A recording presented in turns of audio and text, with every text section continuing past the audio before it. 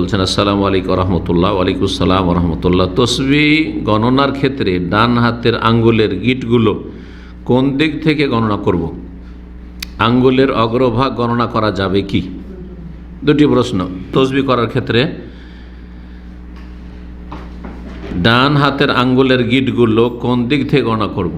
ডান দিক থেকে করে উত্তম। নবী সাল্লাল্লাহু আলাইহি ওয়াসাল্লাম ডান দিক থেকে করতেন, সুতরাং ডান দিক হচ্ছে এই দিক। ডান দিক থেকে যদি এখান থেকে করেন অথবা এখান থেকে করেন, যেখান থেকে করবেন ডান দিক, এই ডান দিক থেকে করবেন। তার আগে একটি বিষয় জেনে নেওয়া উচিত, যেটা হাদিসে আছে, সেটা হচ্ছে যে নবী সাল্লাল্লাহু আলাইহি ওয়াসাল্লাম ডান হাতে তসবিহ করতেন। আবু দাউদের হাদিস, যে কানা রাসূলুল্লাহ সাল্লাল্লাহু আলাইহি ওয়াসাল্লাম রাআইতু রাসূলুল্লাহ সাল্লাল্লাহু আলাইহি ওয়াসাল্লাম ইয়াকিদু তাসবিহা বিয়ামিনিহি। রাসূলুল্লাহ সাল্লাল্লাহু আলাইহি ওয়াসাল্লাম তসবিহ গণনা করতেন ডান হাতে, তাহলে এই হাতে গণনা করতেন। অনেকে, এই জন্য বলছি কথাটি, অনেক এই ভুলটি করে, বলে যে এই হাত শুধু সাক্ষী থাকবে, এই হাত সাক্ষী থাকবে না, সুতরাং অর্ধেক এতে গণে অর্ধেক এতে।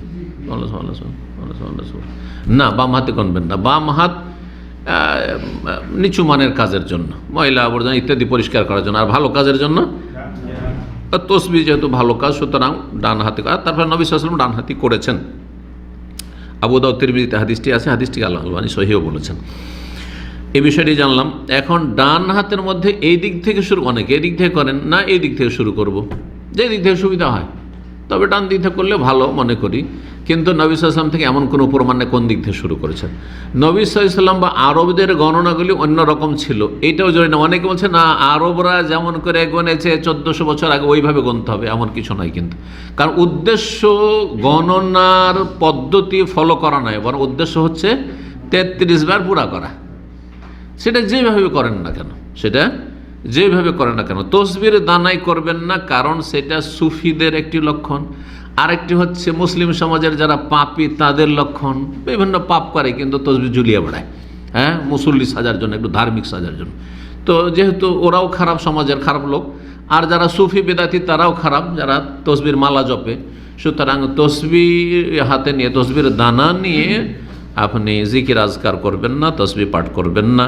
কেউ এটাকে বেদাত বলেছেন, আবার কেউ বলেছেন যে বেদাত নাই, কিন্তু সুন্নতের খেলাফ, হালকা করেছেন। কিন্তু আমি যেটা পরামর্শ দেবো যে করবেন না, কমপক্ষে হাতে গণবেন, হাতের আঙ্গুলগুলো সাক্ষী থাকবে। হাদিস রয়েছে সহিহ মুসলিম হাদিস, যে ফাইন্নাহুন্না মাসউলাতুন মুস্তানতিকাতুন, এই আঙ্গুলের জোড়গুলিকে জিজ্ঞাসা করবেন আল্লাহ কিয়ামতের মাঠে আপনার পক্ষে সাক্ষী দেওয়ার জন্য, আর সেগুলির বাকশক্তি খুলে যাবে, কথা বলবে যে আল্লাহ আমাকে দিয়ে তসবিহ করেছিল, যার ফলে সেটাই করবেন।